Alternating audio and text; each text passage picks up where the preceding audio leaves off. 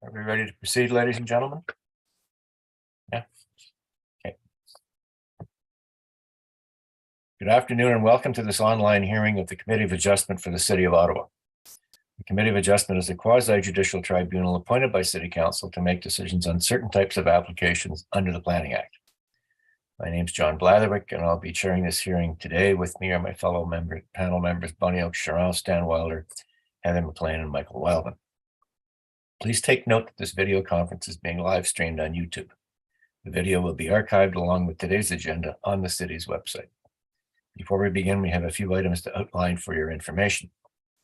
While the issues surrounding development in the city are broad, our mandate is quite limited. The committee cannot consider aspects of the proposal that are not related to the required variances, noise, pollution, property maintenance, property values, prosecution for illegal construction, personal comments regarding neighbors, agents, or applicants, or additional variances without proper public notice. If there is an identified need for an additional variance or variances, including an increase in the extent of the relief required, a recirculation of the application is required.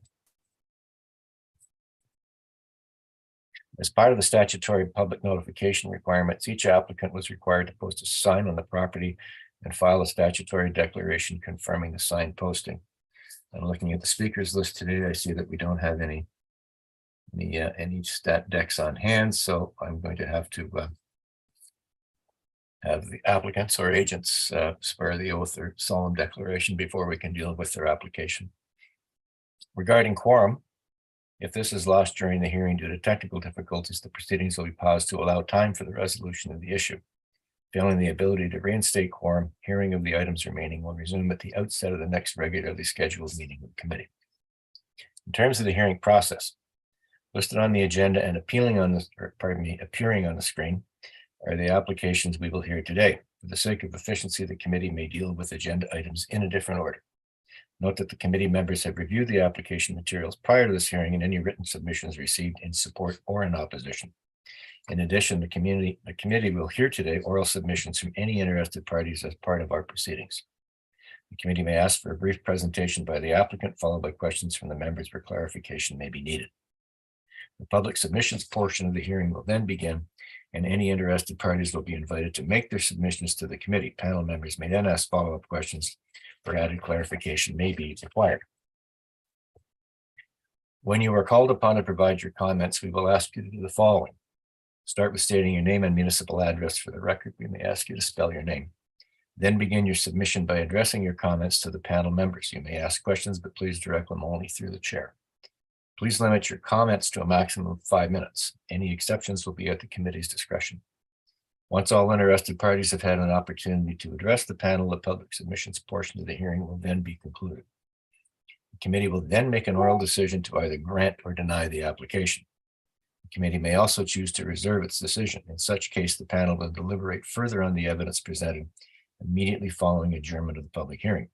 In either case, the committee will send within 10 days of its decision, and to all the parties and those who have requested it, a written decision that sets out the reasons for the decision. Decisions of the Committee of Adjustment may be appealed to the Ontario Land Tribunal for a fee within 20 days of the date of the written decision. Only the applicant, the City of Ottawa, the Minister of Municipal Affairs and Housing, a specified person, and certain public bodies that have an interest in the matter may appeal the decision. Specified persons and certain public bodies include public utilities, but do not include an individual or a community association.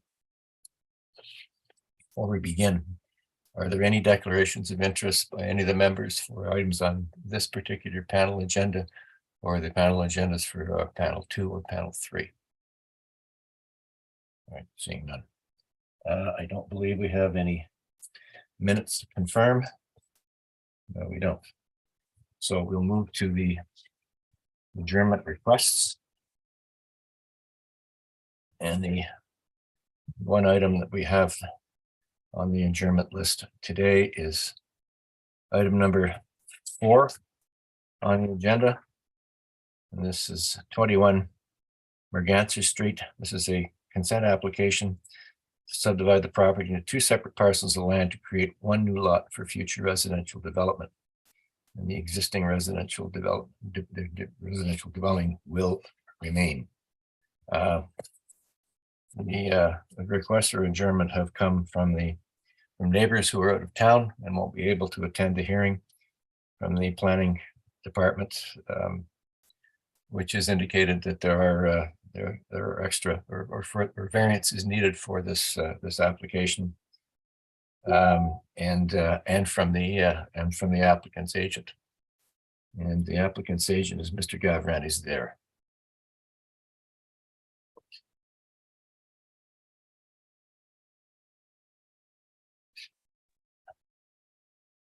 Hello, everyone.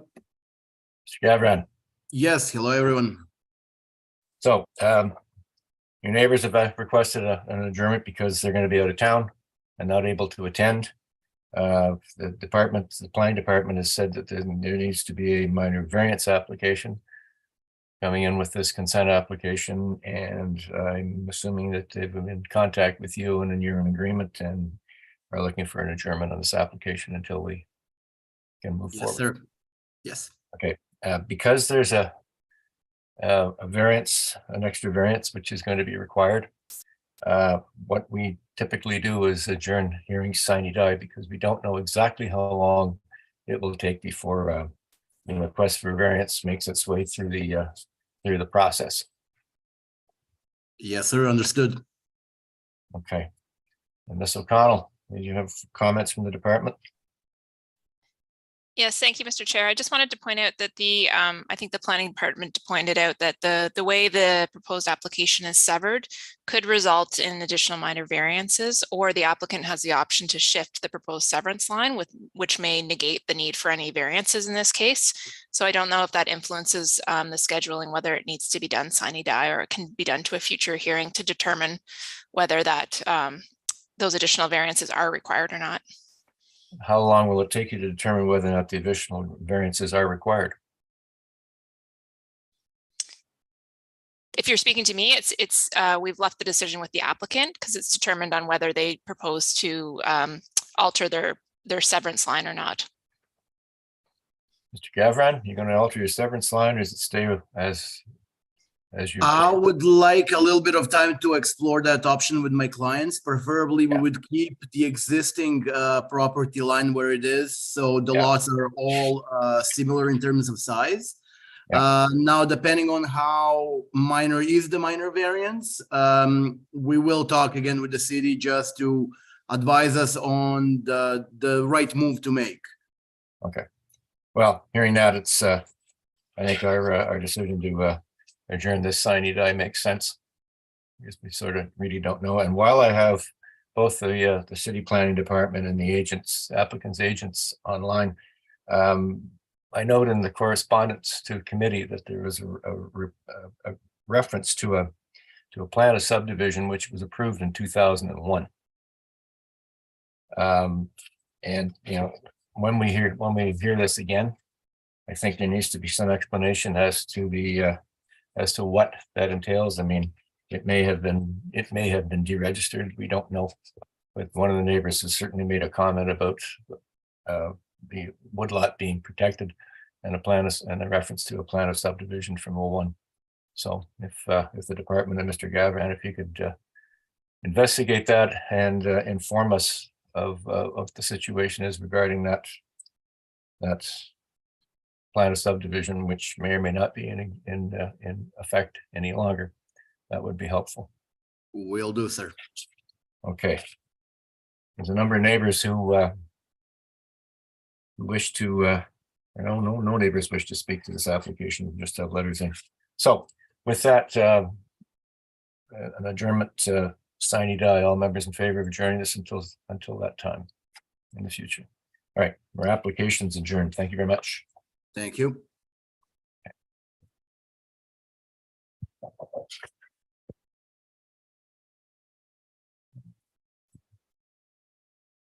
Move on to the regularly scheduled meeting. First application are items 1 and 2 on the agenda, 475 and 477 Golden Avenue. This is to subdivide the property into 2 lots for the existing semi-detached dwelling with an extended walkway. The The agent for the applicant is Arjun Sewer. Is there. Good afternoon, Mr. Chair. Before we begin, do you solemnly swear or affirm that the notice provided to you as part of the application process and by the committee was posted at the property to which the application applies for the prescribed number of days before the hearing, including visible and legible during the entirety of that time? Yes, I swear. Okay, we note that the planning department has no concerns. Conservation Authority has no objections. Hydro Ottawa has no comments. There are a number of requested conditions. An encroachment agreement, independent services, a joint use and maintenance agreement, and locations and diameters of protected trees must be shown on the grading and servicing plan. Mhm. The committee would like to add another condition, condition number 5, is that evidence is provided that the deck at the rear of the property is not going to be straddling the new property line, unless you're removing the deck. Okay. And just that condition would be, so there's no construction proposed. What would the condition be? I guess what would be the reasoning be for that condition? Well, okay, you can't have a deck straddling a property line. Okay. So that would have to be, we'd have to have evidence that that potential conflict is not there. Mr. Chair, if I may ask a quick question, Yes, is it possible that the deck could be covered under the joint use and maintenance agreement if there is sort of a privacy fence included as part of that deck to separate it? I've seen semis with sort of shared deck structures with a fence between the two pieces, and I was wondering if that was a possibility instead of if there's an issue with the deck straddling the property line. Ms. McLean raised this issue. Perhaps Ms. McLean, you'd like to elaborate. Thank you, Mr. Chair. We shouldn't be introducing a property line through a structure. So in the case of 477, it looks like the rear wooden deck straddles the new proposed property line. And so you would have to cut it back to comply with the zoning bylaw. It's a different situation where you have a common deck and there's a center fence and the property line goes right through down the center of that dividing fence. In this case, that's not this isn't the case in this situation. You've got a rear deck that's going to cross onto somebody else's property that belongs to somebody else. And it's not a good situation. It should be remedied by cutting it back to comply with the zoning bylaw. Ms. McQuigg? Thank you. Can we word the condition in such a way that it can either be cut back or a dividing fence be applied for if say the abutting, the new property wanted to extend and have their own deck as well? Ms. McLean? Well, this is sort of an orphan deck at the back of one of the properties and a slight portion, it looks like 0.05 of it would be over the new property line. Oh. And it needs, and I really do feel that that should be cleaned up. It should be just a portion of it should be cut back to be on its own property. Okay. We're comfortable with that condition. Okay. Any other comments on your application regarding the severance? From our end, we just have a presentation prepared, but if the committee is prepared to approve the minor variance and severance, we wouldn't need to present. Well, can you give us a presentation in a couple of minutes or less, because we don't need the full presentation. Your report was very comprehensive. Yep, I can go through just the four quickly. tests and the Yeah, that's fine. severance. So I do have a presentation if the committee could put that up.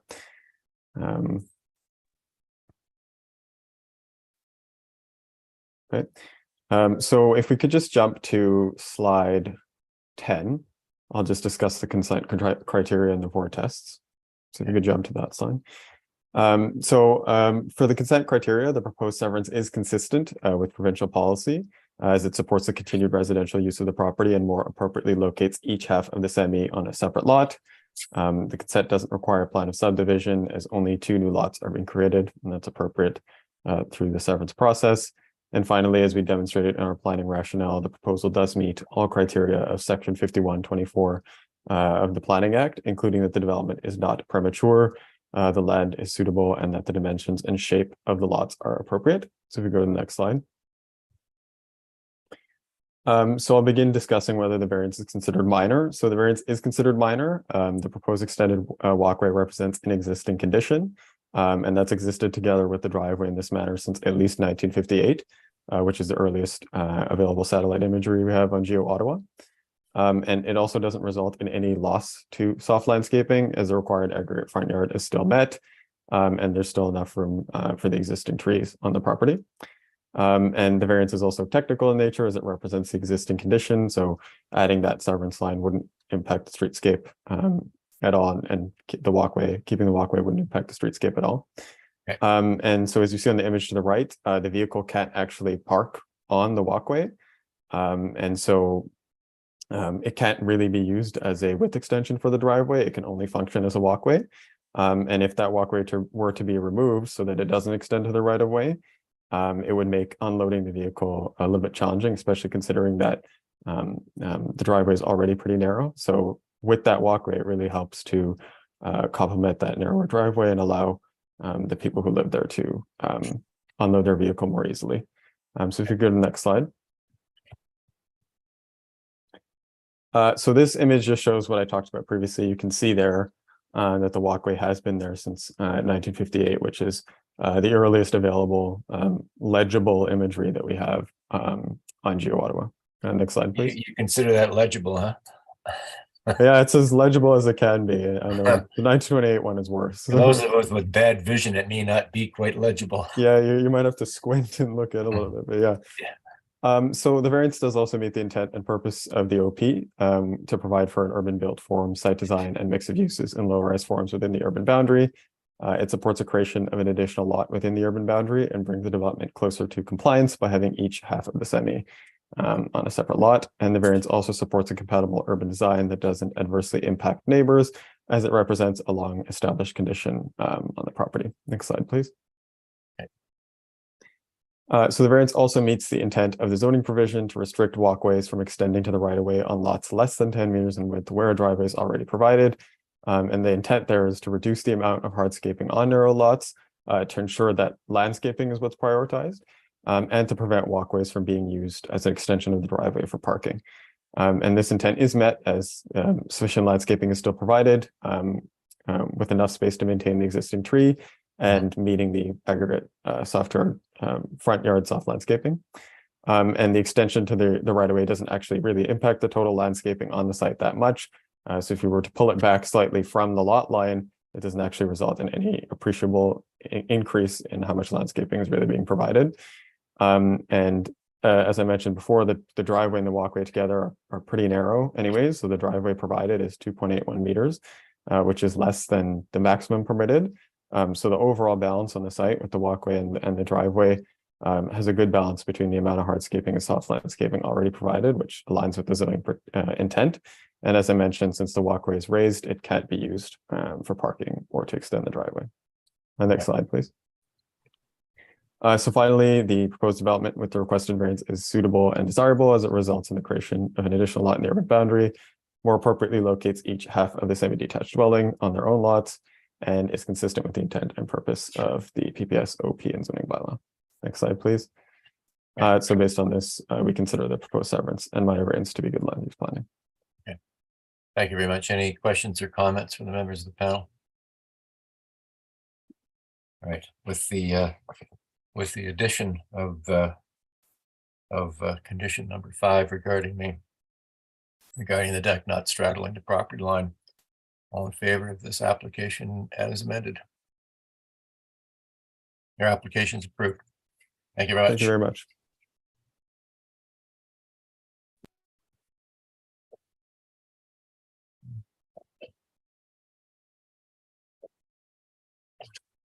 Next application on the agenda is item number 3.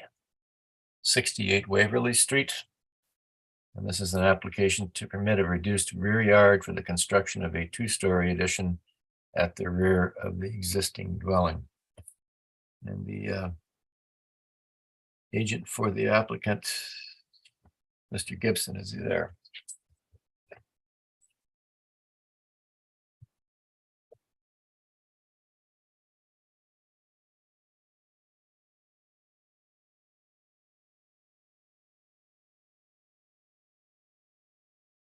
Or Ms. Gibson, if she's there.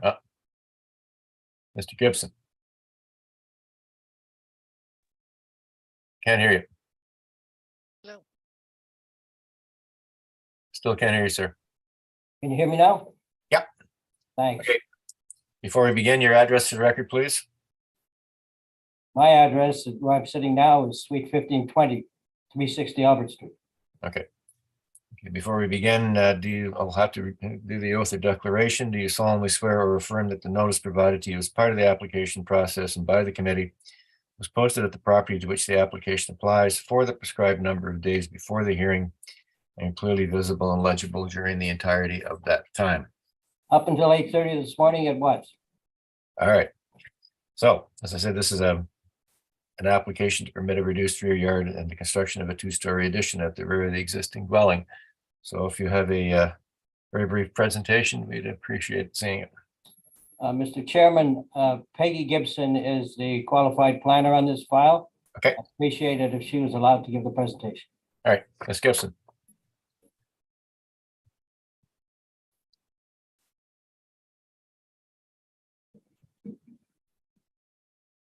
Can you hear me?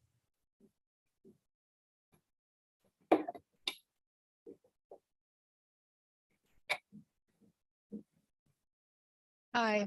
I can hear you now. Can you hear me? Yep. Oh, Yep. All right, Ms. Gibson, so briefly to the application, please.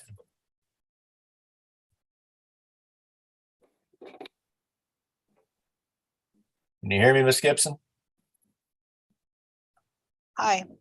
We can't hear you, so you can go on the phone and do it, or you can come down to my office and do it. Okay? Something's wrong with your computer. You give us just a minute. She's in another office. All right.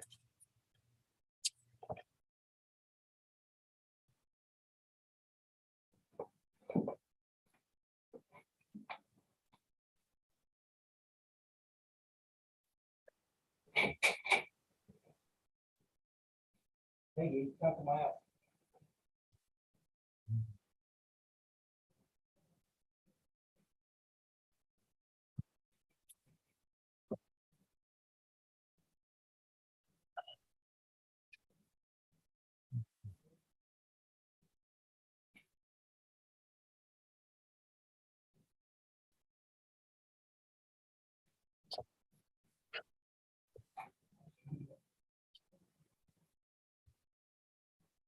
You're on.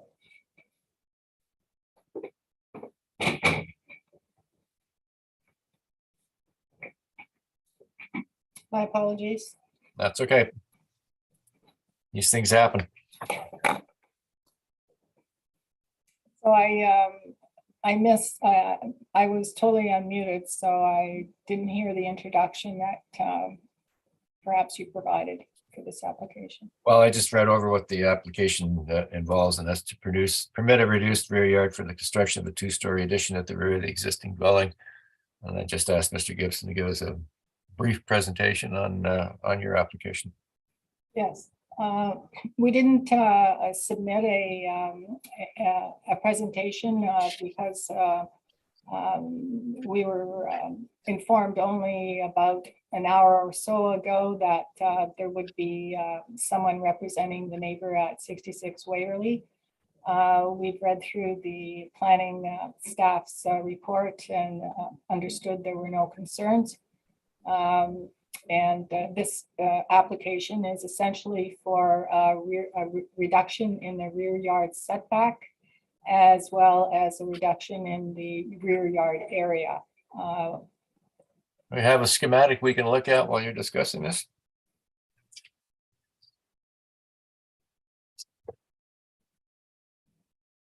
Are you asking me for? I think we have one on file. Okay, yes, There we go. thank you. All right. Yes, the rear yard setback proposed is 7.09 meters. And the requirement is 9.09 meters. I've left my my file in my office. The rear yard area requirement of 25% is it proposed to be reduced to 23%. I think it represents about 64 square meters. Okay. All right. And I think we have some elevations as well of what's being Yes. proposed. Yes. The north elevation is the existing home brick facade. Yeah. No, there's no proposal for anything in the front. The rear elevation, there's a fireplace which is projecting a permitted projection into the rear yard.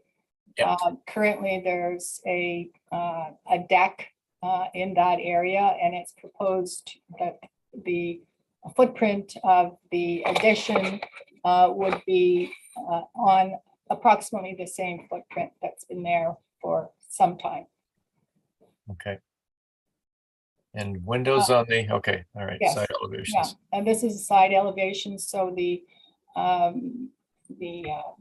patio doors that are currently on the rear of the existing dwelling are proposed to be moved to the side elevation. You can see them there. That's the addition.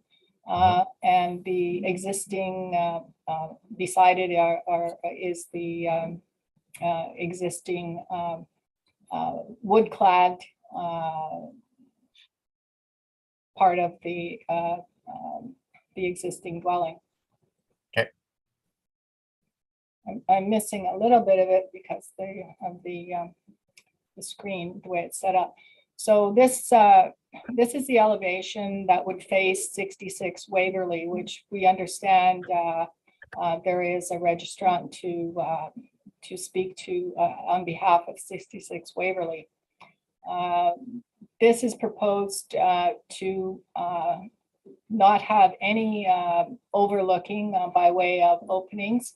The opening that you do see is existing. That's the brick veneer. Yeah. Okay.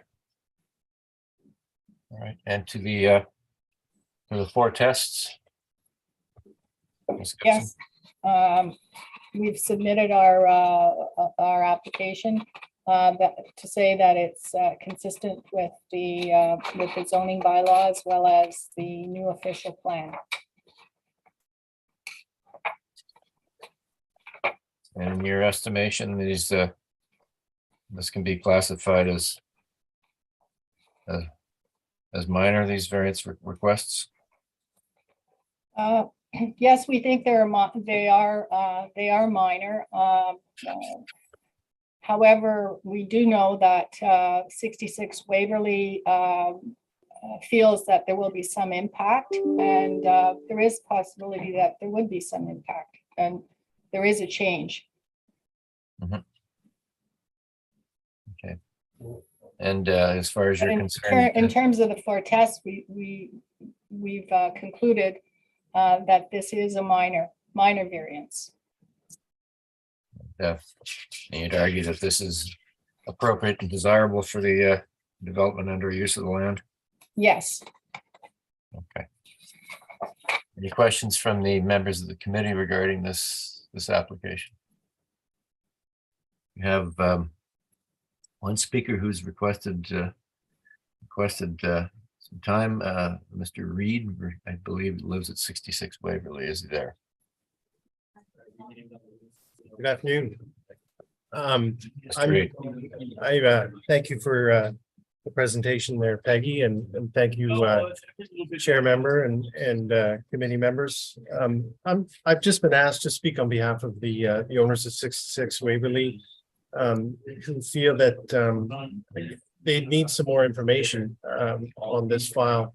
There will be some significant impact on their living space in the ground floor in the backyard due to the addition that's proposed. And they have just asked that a shadow study conducted, which is a very simple procedure, and that shadow study both exhibit what would be the proposed addition, which is seeking a minor variance, relief from minor variance of 1.97 meters. And also that they have the shadow study exhibit what would be in conformance for a two-story addition. And this would help them make a decision as to their support for the file. So their objection is to a two-story addition with no windows at the rear, which is going to put the rear yard in shade in the mid to late afternoon, if I'm looking at my map correctly. Mid to late afternoon in the summer months, and from early afternoon for the equinox times, and for winter when the sun is very low to the horizon, then you could have a shadow effect as soon as 1 o'clock in the afternoon. So they would like to see the difference between what would be a conforming two-story and a non-conforming proposal to the two-story. Ms. Gibson, you've heard the comments from Mr. Reed regarding the request for a shadow study. Have you talked to the neighbors regarding this at all? I can't hear you, ma'am.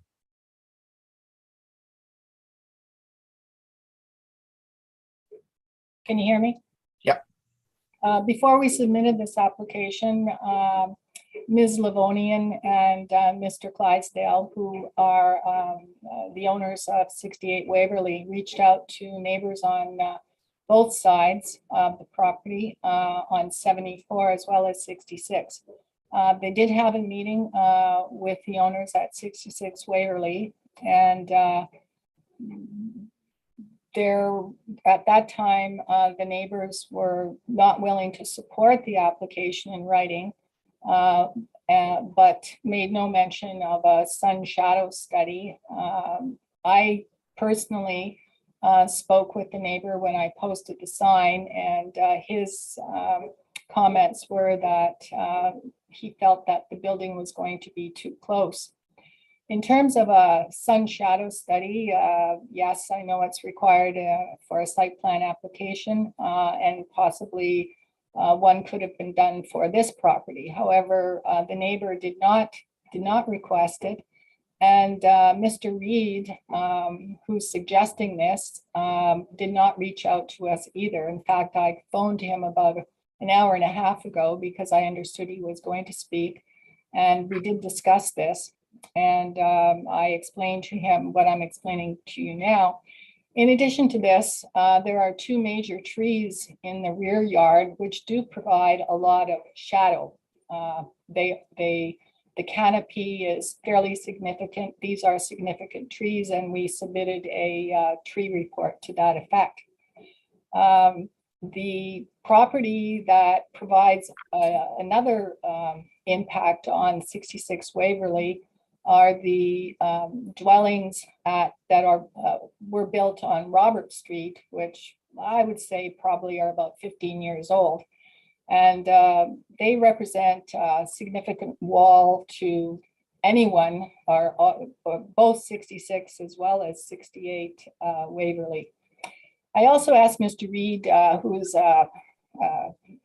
an accomplished architect, if he had any information for me about the result of such a study, because he described it as being very simple, but he declined to provide any information. So I would submit that this is very, very late in the day for this request, And it does represent a significant time for a possible adjournment of the decision.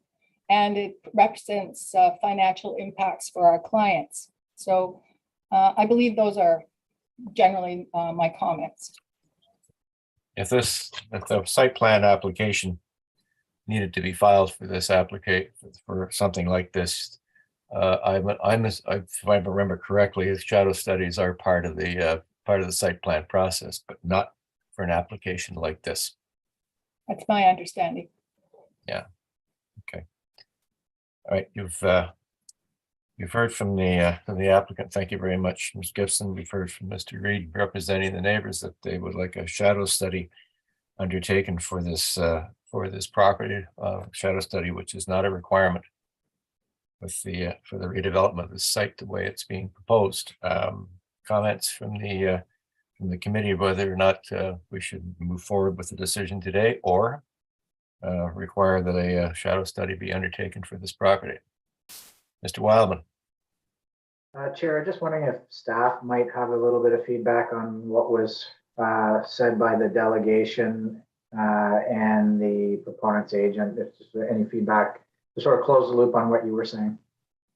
Sure. Ms. Linker. Thank you, Mr. Chair. The subject zone requires a greater setback. However, it also permits building heights up to 10 meters for a single detached dwelling into this property if it was of the correct lot width and lot area could be developed as a low-rise apartment of up to 11 meters in height, whereas the addition is only, I believe, 6.6 meters, if that weighs into the decision at all. It does, thank you. So what you're saying, Ms. Linker, is you could build a significantly higher structure at the rear of that house. That's correct. Under the current zoning, and that's not being proposed. That's correct, Mr. Chair. Okay. And that wouldn't require a shadow study either, would it? No, I didn't think so. All right. Your question's answered, Mr. Wildman.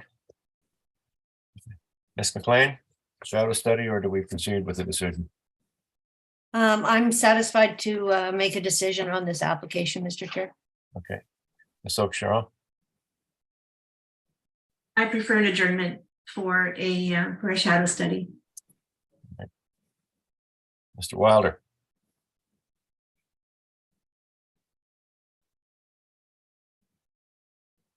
Can't hear you, Mr. Wilder.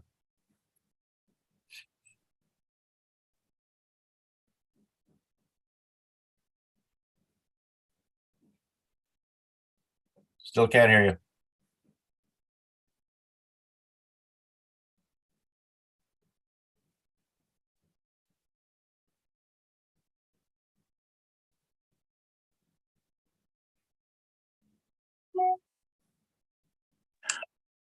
All right.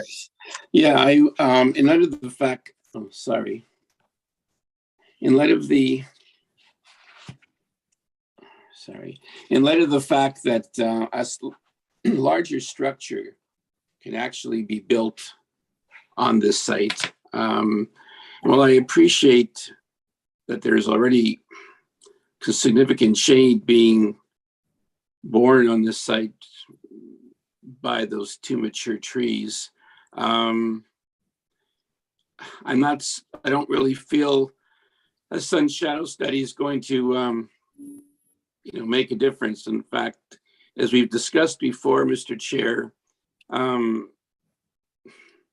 we've discussed the issue of right to light, right? And we've had many applications where the concern has been with the loss of sunlight to a neighboring garden and the like. And I don't feel a sun shadow study at this point is going to make that much difference. So I'm prepared to proceed with the application. As am I, Mr. Wilder. So, Mr. Reed, you've heard from four members of the panel who would prefer just to deal with this application today. And with that, no further questions from the panel regarding this application. All in favor of this application for 68 Waverly Street to permit a reduced rear yard for the construction of a two-story addition at the rear of the existing dwelling? All in favor? And the dissent is Ms. Oakeshott. Okay. The application is approved. Good luck with your project. Thank you. Thank you.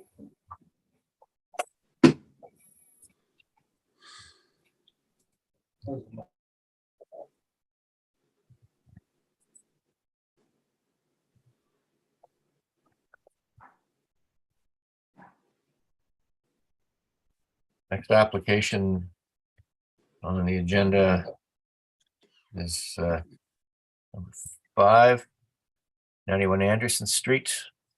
And this is to permit an increased floor area for a secondary dwelling unit on a lot that is legally non-complying in lot width and lot area and reduced front and rear yard setbacks. And the agent for this application is Mr. Kubina. Is he there?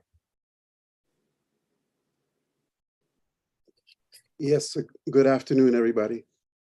Okay. Before we proceed, Mr. Kubina, do you solemnly swear or affirm that the notice provided to you as part of the application process and by the committee was posted at the property to which the application applies for the prescribed number of days before the hearing, and clearly visible and legible during the entirety of that time? Yes, I do swear. Okay. There's been a modification in the request for relief. Variance B has been deleted, we believe.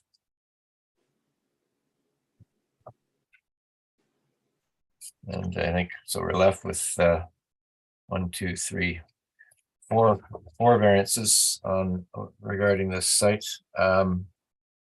Before we begin, I think the committee has a question to the planning department.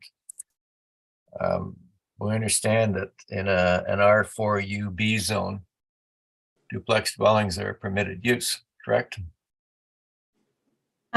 Yes, my understanding is that a duplex is permitted on the subject site. Okay, so why do we have an application for a secondary development unit before us? My understanding is that the subject site, the dwelling that exists today, was built as a single detached dwelling. And if it was converted into a duplex, there would be additional variances required for certain setbacks to accommodate the duplex. And the applicant decided to continue as a single detached dwelling with a secondary dwelling unit. And what kind of these are just yard setback variances that are required? For the application, it's staff's opinion that the yard setbacks for front yard and rear yard setback were not required for the addition of the secondary dwelling unit, as these are legal non-compliant rights. However, staff appreciates that these are being applied for to formalize the non-compliant rights.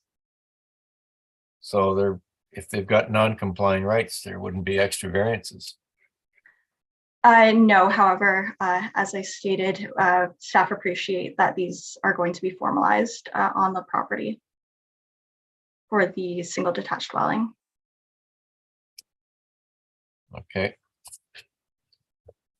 Does that make sense to you, Mr. Wildman? I know you were going to ask me. Yes, I mean, I understand what's going on. It's I guess, we were kind of talking, it's a bit of a belt and suspenders sort of way of dealing with it. I understand it. And I guess it was an option to either go this route or just let sleeping dogs lie. So, you know, as far as I'm concerned, I'm comfortable proceeding with the decision on this. I did, and I appreciate staff's input on that as well. Yeah, as do I. Okay. All right. All right, Mr. Kubina, if you very briefly explained your application, I'm assuming that that you've met the fire code issue. fire code issue will be explored more and deeply. We believe we'll need some renovations to increase the fire separation. But that analysis was done under a duplex. We're not sure yet whether the secondary unit will demand the same amount of fire separation. It wouldn't require the same kind of protection from. We're not sure whether it would or not. With our architect did analysis for duplex, but not for a secondary unit that's part of a single detached dwelling. Okay. All right. Okay. Please continue. All right. I'll be brief. Only 2 slides. So I just want to give you so what we're seeking, for the reasons that Ms. Linker has just explained, I chose this route of requesting. What I'm trying to seek is simply from single detached dwelling to single detached dwelling with a secondary dwelling unit. Mm-hmm. The property has been, I'm the new owner of the property for 1.5 years now. It's an 110-year-old property.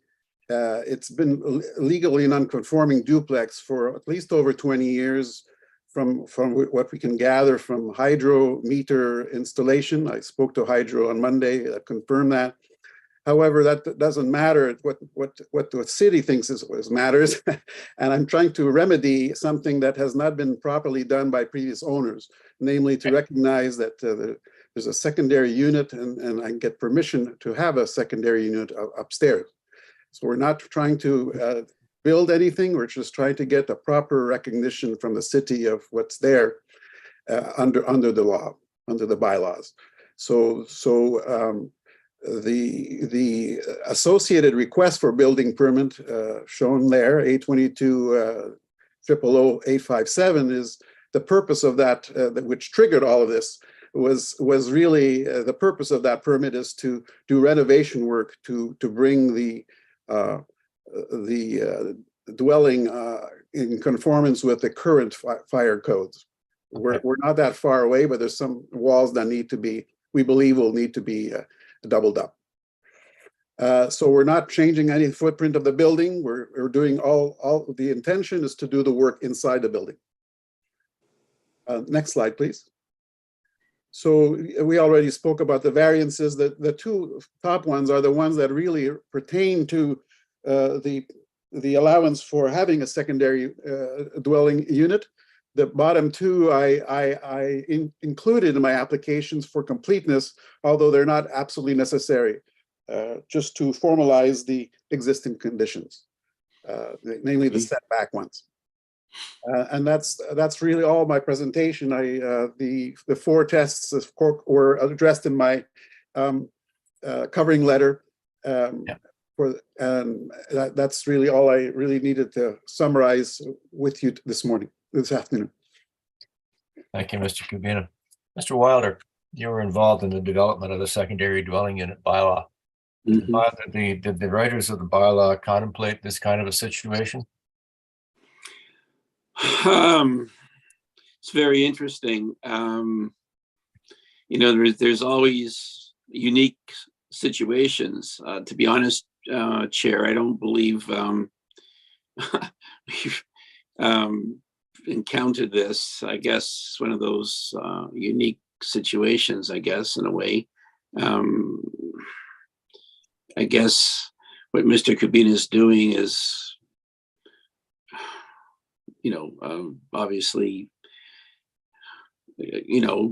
for peace of mind, I guess, confirming what exists basically. And the issue is with regards to that fire code. Well, since this came into being, I'm not sure if the fire code has changed or not, Mr. Chair.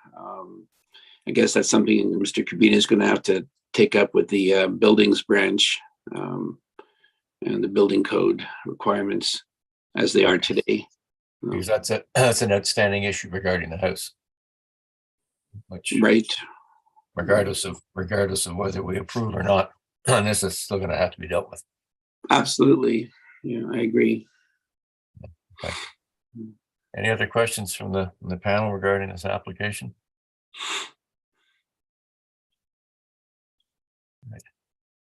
Okay, note that the planning department has no concerns, conservation authority, no objections, Hydro Ottawa. Standard comments regarding discussing services. There are no requests for conditions. So this application that's before us today is a modification from October the 19th, which eliminates variance B and leaves the four remaining remaining variance requests as written and as presented to us back in October. So with this modification in the application, all in favor of granting the application as presented today. Your application's approved. Thank you very much. Thank you, Mr. Chair. You're very welcome.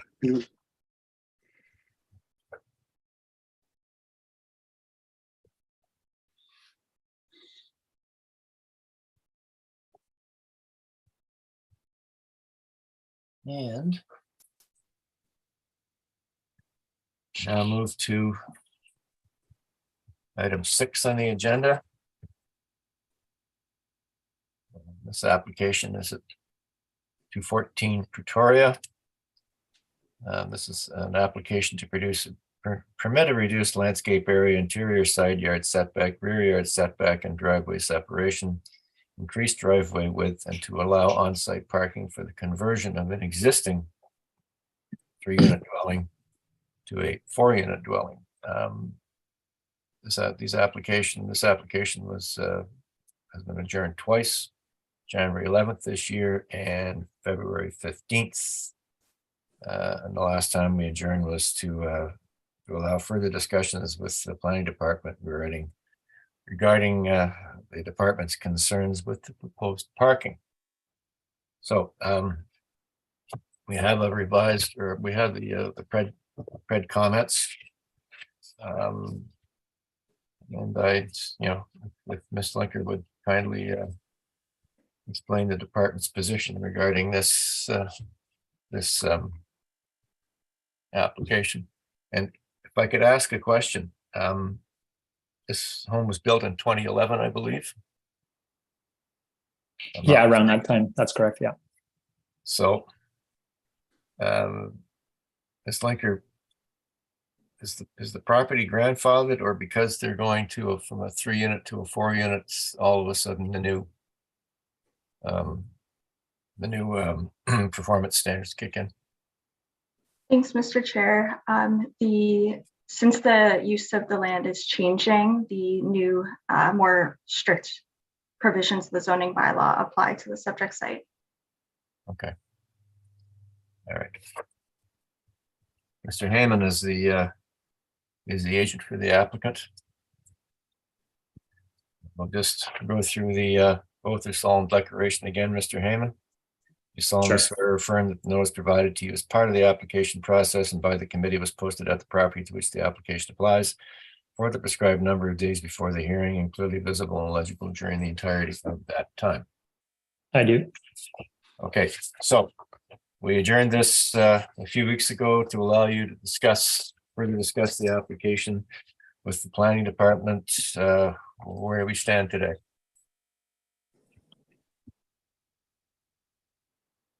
Where do we stand? I do have a presentation I can present if it's.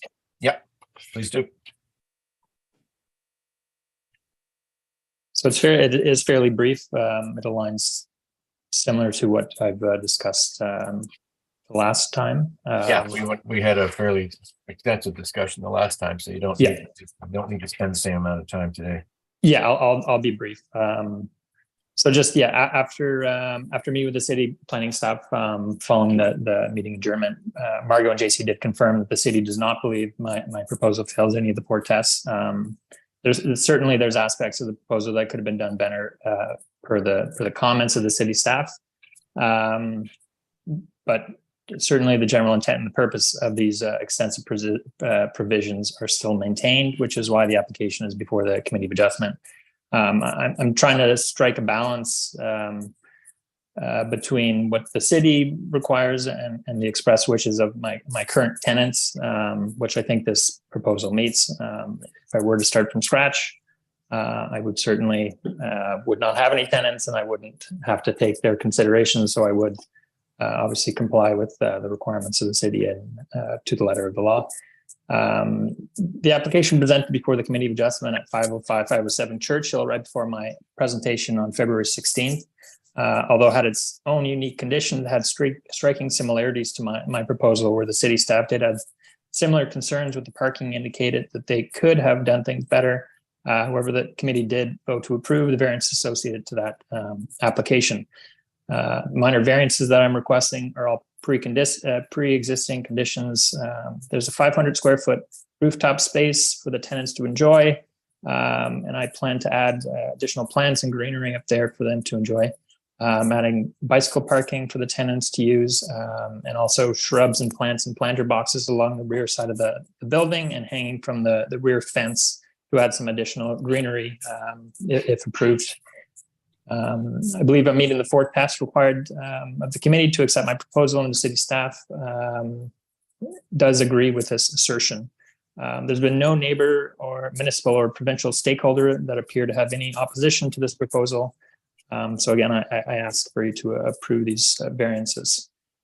And then I did kind of outline some of the how I'm meeting the four tests in addition to what I've already presented in the cover letter.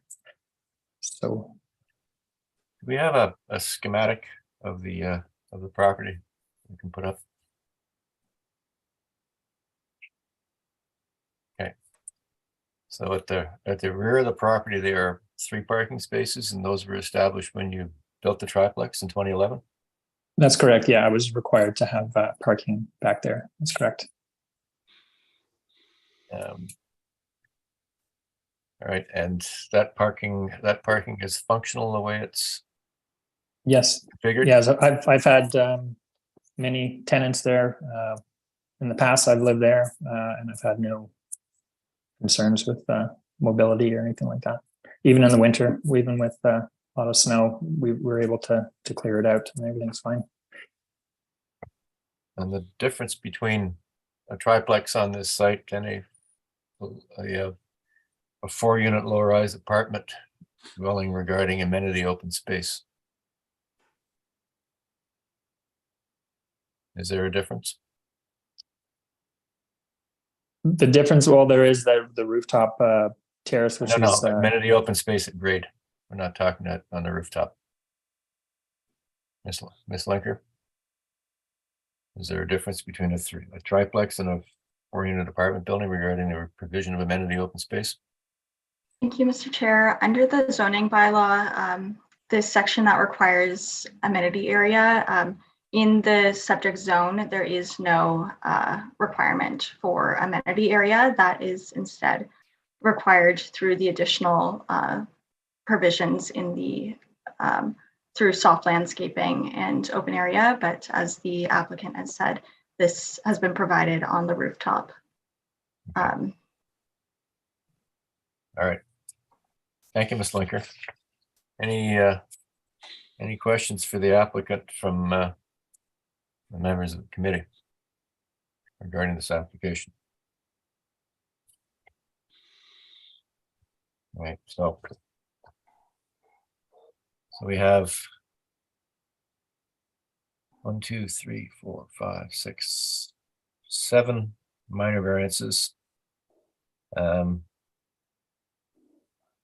new one from the last time we met, which is to reduce the reduced rear yard setback with 27.4% of the lot depth instead of the 30% of the lot depth. Permitting a reduced soft landscaping area of 0 square meters. The requirement's 35.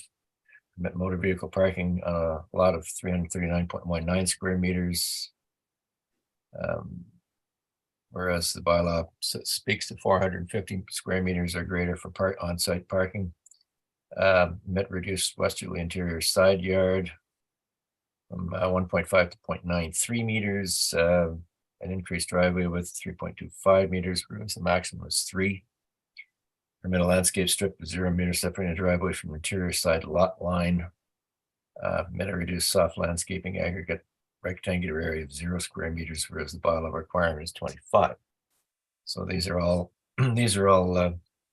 existing conditions. As you said, you're going to provide 500, well, almost, what about 40 square meters of amenity open space on the roof of the building. And that's there right now, I take it. It is there now, but I plan to add a little bit more greenery to make it more appealing to them. And the neighbors are not objecting. No, I've spoke to several of the neighbors without any concern. Okay. Just asking the members of the panel. Oh, Ms. Sharon, please. And thank you. I just want to confirm my understanding of what I heard earlier. Did I hear the planning department say that the amenity space on the rooftop compensates for the lack of soft landscaping at grade, and therefore this aligns with the official plan? That seems contradictory to some of the information we received prior, so I just want to clarify. Thank you. Sorry, that might have been a confusing way that I was saying that. So in the zoning bylaw for the requirements for amenity area, the subject zone has no requirements for amenity area, and in place of that, there are requirements for soft landscaping. While the soft landscaping component does provide access for additional open space and tree planting opportunities, and for amenity area, instead the applicant is proposing amenity area on the roof, and the concerns from the planning department are for the opportunities for soft landscaping for tree planting abilities. And while we believe that the intent of the official plan and zoning bylaw could be better met, staff recognize that this is an existing condition and that the addition of a unit in this area aligns with the general intent of the official plan and zoning bylaw. Okay. So Shaw? So you're saying that it aligns with the official plan because of the addition of the unit and the fact that the soft landscaping will not be attained, that's a non-issue. That it still meets the intent of the official plan. Is that what you're saying? Overall, looking at this project as a whole, staff believe that this meets the general intent of the official plan and zoning bylaw. However, it could be better refined to better meet the intent, but it does not fail the test in staff's opinion. Okay. Thank you. All right. Thank you, Ms. Linker. Comments or questions from the other members? I'd like to thank you, Mr. Heyman, for your presentation. I'd like to reserve to discuss this because I'm looking at the staff report and I have concerns, and I think we need to further discuss the evidence that we have in front of us today. So I think what we'll do is we'll reserve on this application, Mr. Heyman, and you will receive our notice within 10 days. Thank you very much for your presentation. Well, thank you, Ms. Linker. And I believe that concludes the agenda for the March 1st, 2023 panel one hearing of the Committee of Adjustment. So thank you everyone for participating, and we'll see you all in a couple